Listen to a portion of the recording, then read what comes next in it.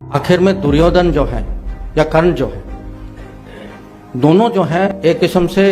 गैर कानूनी माने गलत तरीके से उनकी मृत्यु होती है। तो ये भी देखना है कि पॉलिटिक्स में जो खुद रूल का पालन करते हैं उनका हक होता है कि दूसरों से वो अपेक्षा हो, जो खुद नहीं करते उनके बारे में भी सोचिए और आज की दुनिया के बारे में सोचिए। उससे ज़्यादा मुझे कहने की ज़रूरत नहीं। अगर मुझे किताब लिखने का मौका हो तो अब मैं रामायण को इसी पॉलिटिकल साइंस डिप्लोमेसी साइड से मैं लिखना चाहूँगा। उसमें भी बहुत सारी चीज़ें हैं, पर उसके लिए आपको थोड़ा रुकना होगा और आपको थोड़ा काम करना होगा। पर पॉलिटिक्स में कभी कभी और ख़ासकर जब देश की सुरक्षा या देश के हितों में ये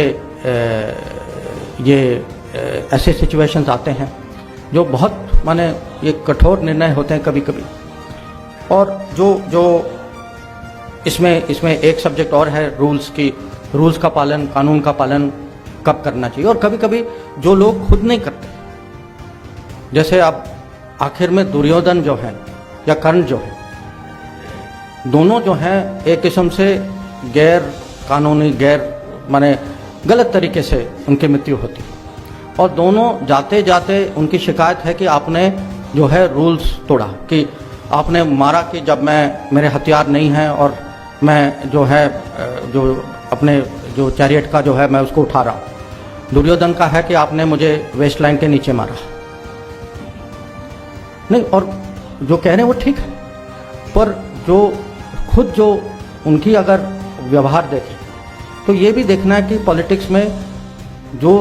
खुद रूल का पालन करते हैं उनका हक होता है कि दूसरों से वो अपेक्षा हो, जो खुद नहीं करते उनके बारे में भी सोचिए और आज की दुनिया के बारे में सोचिए। उससे ज़्यादा मुझे कहने की ज़रूरत नहीं। और ये भी है कि जो इसका विजय जी ने भी कुछ कहा था कि जो न्यूट्रल लोग जो हैं, और इसमें अलग अलग किस्म के लोग हैं, जैसे शाल्यर जो हैं वो लड़ते हैं, कौरव साइड में लड़ते हैं, पर उनके मन में है कि अरे ये मेरे भतीजे हैं नकुल सहदेव, पर मैं तब भी क्योंकि उनको फंसाया गया था, वो गलत तरीके से वो कौरव उनको थोड़े कंफ्यूज हो गए थे और वो दूसरे साइड में चले गए। तो अंत में जो अगर आपका साथी उसका पूरा मन आपके साथ नहीं है तो ऐसे साथी का माने हमें भी सोचना चाहिए कि इसका लाभ है या नहीं, क्योंकि अंत में यही जो है ये कर्ण को मरवा देते कि जो आखिर की लड़ाई जो होती है ये उनके मन में वो कहीं ना कहीं वो कीड़ा डाल देते हैं कि भाई तुम अर्जुन के काबिल हो या नहीं हो, और जानबूझ के करते हैं क्योंकि इनसे मांगा जाता है कि भाई एक चीज़ तो करो हमारे लिए। तो या बलराम जैसे जो कि पूरे युद्ध में बाहर थे और फिर अंत में आते हैं और माने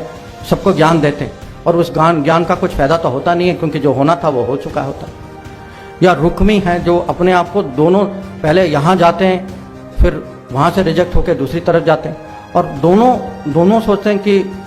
उनकी अहम इतनी ज़्यादा है कि अंत में ना ये लेते हैं ना वो लेते हैं, तो वो एक राजा जो है वो बाहर रह जाता है लड़ाई से। तो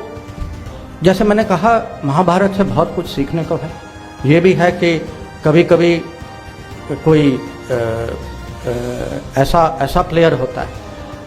जिसकी कमिटमेंट इतनी ज़्यादा होती है, माने उसके मन में एक ही लक्ष्य है कि आपको किसी तरीके से नुकसान पहुंचाना है।